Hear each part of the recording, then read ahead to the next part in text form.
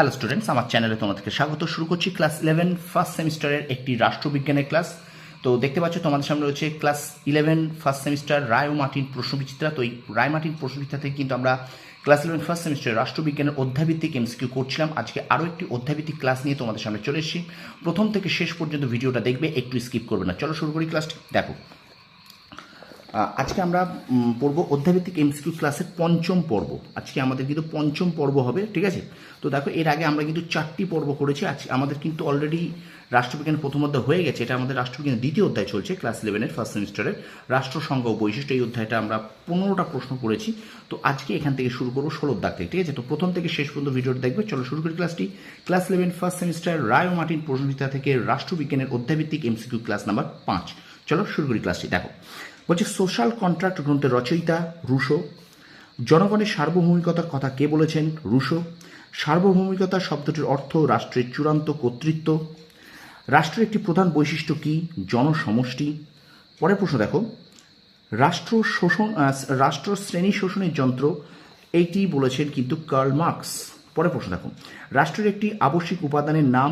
রাষ্ট্রের প্রধান বৈশিষ্ট্য হল সার্বভৌমিকতা, ঠিক আছে? আচ্ছা, পরের প্রশ্ন চলো। রুশো যে মতবাদের প্রবক্তা, সেটা হলো সামাজিক চুক্তি।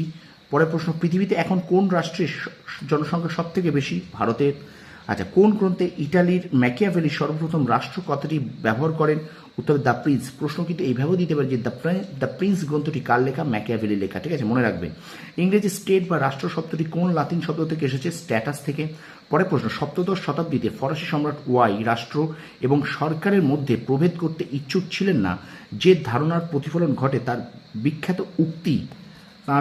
উক্তি আমি রাষ্ট্র, আই অ্যাম দ্য স্টেট এর মাধ্যম। উপযুক্ত ওয়াই ব্যক্তিটি হলেন এটা কিন্তু চতুর্দশ লুই, ঠিক আছে?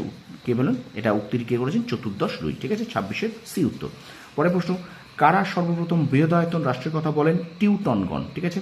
তো স্টুডেন্টস, ভিডিওটা একটুখানি লাইক করো, কমেন্ট করো, শেয়ার করো, বন্ধুদের মাঝে একটু বেশি করে শেয়ার করে দাও, ঠিক আছে? আর আমার চ্যানেলে নতুন হলে অবশ্যই চ্যানেলটা সাবস্ক্রাইব করো, পাশে থাকা বেল আইকনটি প্রেস করে। চলো আমরা ভিডিওটা কন্টিনিউ করি। চলো এবার 28 দেখো বলছে, নিম্নলিখিত বৈশিষ্ট্য দ্বারা রাষ্ট্রের কোন উপাদানকে চিহ্নিত করা যায়? দেখো, সর্বজনীন, চরম, চূড়ান্ত, অবিভাজ্য, অখণ্ড, স্থায়ী। এটা কিন্তু সার্বভৌমিকতাকে চূড়ান্ত করা যায়। আচ্ছা, রাষ্ট্রের প্রাণ কাকে বলে? সার্বভৌমিকতাকে বলে।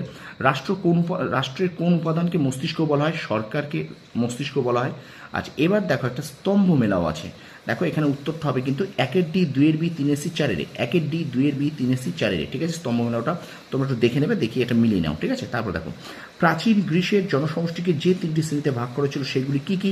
দেখো, নাগরিক, কৃতদাসের মাঝখানে কিন্তু হবে মেটিক, ওকে? আচ্ছা, পরের প্রশ্ন দেখো, পশ্চিমবঙ্গকে রাষ্ট্র বলা যায় না কেন? বলছে পশ্চিমবঙ্গের সার্বভৌমিকতা, আন্তর্জাতিক স্বীকৃতি, স্থায়িত্ব প্রভৃতি একাধিক বৈশিষ্ট্যই নেই। কি বললাম? যে পশ্চিমবঙ্গকে রাষ্ট্র বলা যায় না কারণ পশ্চিমবঙ্গের সার্বভৌমিকতা, আন্তর্জাতিক স্বীকৃতি, স্থায়িত্ব প্রভৃতির একাধিক বৈশিষ্ট্যই কিন্তু নেই, ওকে? আচ্ছা, পরের প্রশ্ন দেখো, রাষ্ট্র হলো পৃথিবীতে ঈশ্বরের পদচরণ, উক্তিটি করেন হেগেল। পরের প্রশ্ন দেখো, একজন ব্যক্তি একই সঙ্গে একাধিক ড্যাশ সদস্য হতে পারেন না, রাষ্ট্রের সদস্য হতে পারেন না। পরের প্রশ্ন দেখো, সার্বভৌম ক্ষমতা অহস্তান্তরযোগ্য। আচ্ছা, এবার দেখো, প্লেটোর বিখ্যাত গ্রন্থগুলি এখানে দেখো দিয়েছে Politics, The Republic, The Statesman, Laws. তাহলে এখানটায় দেখো যে 2, 3, 4 সঠিক, 1 ভুল। 2, 3, 4 সঠিক, 1 ভুল, ঠিক আছে? 2, 3, 4 সঠিক, 1 ভুল। আচ্ছা, এবার গার্নার প্রদত্ত রাষ্ট্রের 4টি বৈশিষ্ট্য, এটা হবে 1, এইটা হবে উত্তর, অপশন এ, এইটা কিন্তু হবে উত্তর, ঠিক আছে? আচ্ছা, পরের প্রশ্ন দেখো, সাধারণ ইচ্ছা তত্ত্বের প্রবক্তা জ্যাক রুশো। আচ্ছা, লেভিয়াথান গ্রন্থের লেখক হবস। আইন হলো সার্বভৌমের আদেশ বলেছেন অস্টিন।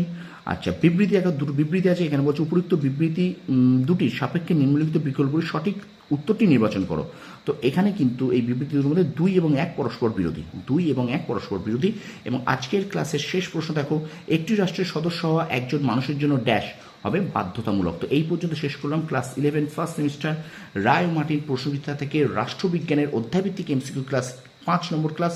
তো ভিডিওটা ভালো লাগলে অবশ্যই কিন্তু তোমরা লাইক করো, কমেন্ট করো, শেয়ার করো। আর যারা আমার চ্যানেল নতুন আছো অবশ্যই চ্যানেলটা সাবস্ক্রাইব করে রাখো, পাশে থাকা বেল আইকনে প্রেস করে রাখো। আমি কিন্তু ক্লাস 11 এর ফার্স্ট সেমিস্টারের ইতিহাস, ভূগোল, রাষ্ট্রবিজ্ঞান, শিক্ষাবিজ্ঞান, বাংলার এই ক্লাসগুলো কিন্তু আমি তোমাদের অধ্যায়ভিত্তিক করাচ্ছি। তারপরে কিন্তু অধ্যায়ভিত্তিক যেই শেষ হয়ে যাবে আমি কিন্তু তোমাদের কিন্তু মডেল সেট করাবো, ঠিক আছে? তো অবশ্যই কিন্তু সাবস্ক্রাইব করে রাখো, পাশে থাকা বেল আইকনে প্রেস করে রাখো। তোমরা সফল হও, তোমাদের সাফল্য কামনা করি। ধন্যবাদ।